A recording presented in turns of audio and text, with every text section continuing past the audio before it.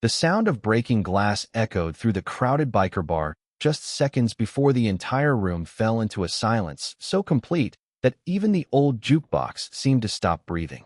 Every pair of eyes locked onto the young waitress standing in the middle of the floor as one furious biker grabbed the front of her shirt and tore it open in a burst of rage. People expected fear. They expected humiliation. Instead, what appeared beneath the torn fabric made every hardened biker in the building freeze where they stood. Faces turned pale. Hands slowly lowered from clenched fists. A man who hadn't cried in 20 years suddenly couldn't stop the tears filling his eyes. Before this unforgettable story begins, take 1 second to like this video, leave a comment, share it with someone you care about, and subscribe to the channel if you believe kindness, forgiveness, and second chances can change lives. Stories like this remind us that the strongest people often carry the deepest scars. The town of Sturgis, South Dakota, had always welcomed travelers. During rally season, thousands of motorcycles rolled through the streets like thunder across the plains. Among the busy restaurants serving exhausted riders stood a small roadside bar called Mason's Tavern.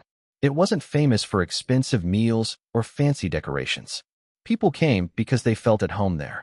The owner, Samuel Mason, believed every customer deserved respect, whether they arrived in a luxury SUV or on an old motorcycle held together with rust and hope. Working longer hours than anyone else was 27-year-old waitress Rebecca Carter. Most customers assumed she was simply another hard-working employee trying to survive on tips. They never imagined the quiet woman carried a lifetime of heartbreak beneath her polite smile. Rebecca had grown up in Ohio before joining the United States Marine Corps immediately after high school. She had dreamed of serving her country, making her late father proud, and building a future filled with honor. During her second overseas deployment, an explosion changed everything. Several Marines lost their lives. Rebecca survived, but the blast left physical scars across her chest and shoulders and emotional wounds that no doctor could fully heal. After months of surgeries and rehabilitation, she received a medical discharge. The medals she earned remained packed away in an old wooden box because every time she looked at them, she remembered friends who never came home. To Rebecca, the scars were not symbols of bravery. They were painful reminders of survival. She moved to South Dakota, hoping anonymity would help her start over. Most days she succeeded. She smiled. She served coffee. She remembered everyone's favorite meal. She quietly paid for homeless veterans' breakfasts whenever she could. No one knew. No one asked. Then came the Saturday night that changed everything. The Black Iron Riders Motorcycle Club entered Mason's Tavern just after sunset. Their engines could be heard long before they parked outside. Although they looked intimidating, most members were respectful veterans, mechanics, firefighters, and construction workers who simply loved riding together. But among them rode a newer member named Travis Holt.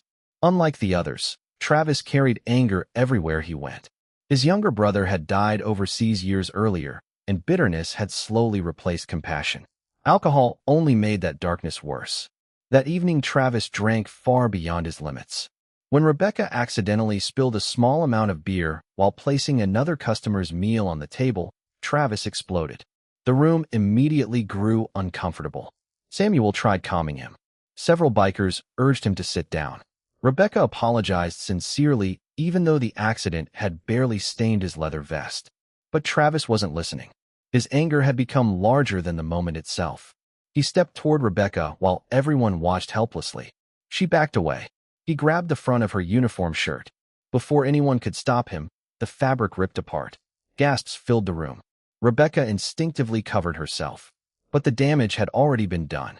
Across her chest, visible beneath the torn shirt, was not only a collection of old burned scars, but also the unmistakable eagle, globe, and anchor tattoo, surrounded by names engraved into her skin. Beneath it was one simple sentence.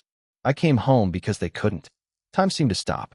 The older bikers immediately recognized what they were seeing. Those were not decorative tattoos. Those names belonged to fallen Marines. The scars surrounding them told an even deeper story. One retired Marine, named Michael Bennett, slowly removed his baseball cap. Another veteran stood and saluted without saying a word. One after another, every veteran in the tavern followed. Within seconds, nearly half the room stood in complete silence. Even customers who didn't understand military traditions sensed something extraordinary had happened. Rebecca lowered her eyes. This was exactly why she always wore button uniforms. She never wanted pity. She never wanted attention. She simply wanted peace. Travis stared at the tattoo as though someone had struck him. His breathing became uneven. His younger brother had carried the same eagle, globe, and anchor before being killed overseas. For years, Travis blamed everyone except himself for the pain he carried. Now he realized the woman standing before him had sacrificed more than he ever knew. Samuel quietly handed Rebecca his jacket. She accepted it with trembling hands. Not because she felt ashamed, because painful memories had rushed back all at once. The room remained silent.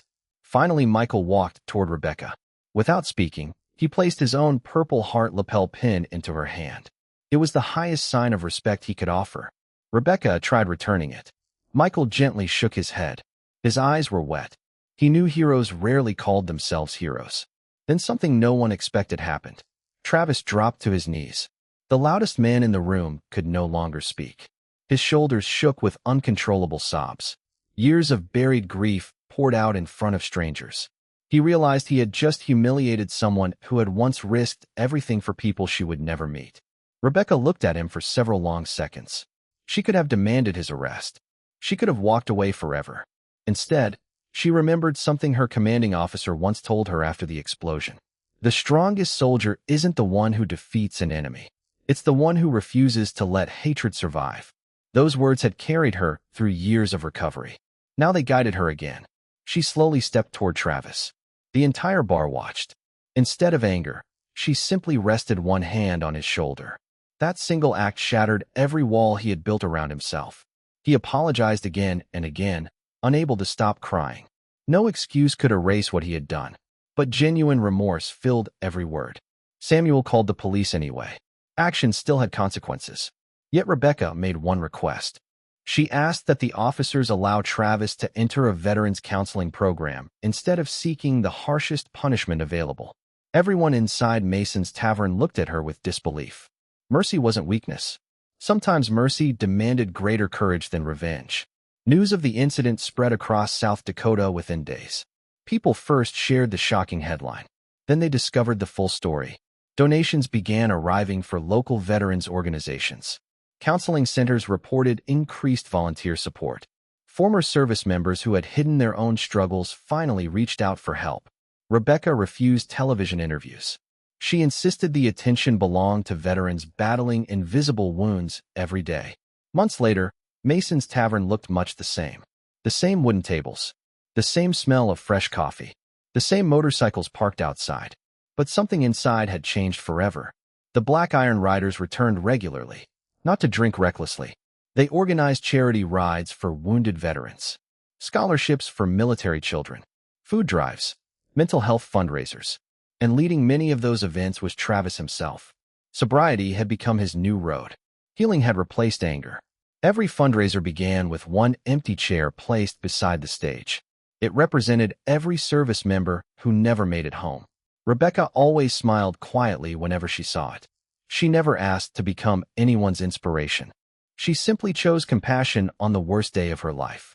Years later, customers entering Mason's tavern noticed a framed photograph hanging near the entrance. It showed dozens of bikers standing beside one smiling waitress wearing a Marine Corps cap. Under the picture was a small plaque. Real strength isn't found in fists. It's found in forgiveness. Visitors often stopped reading those words longer than they planned. Some wiped away tears. Others called family members they hadn't spoken to in years. Many veterans quietly touched the frame before leaving, because they understood something the rest of the world often forgot. Scars are not signs of weakness. They are proof that someone survived battles most people will never see.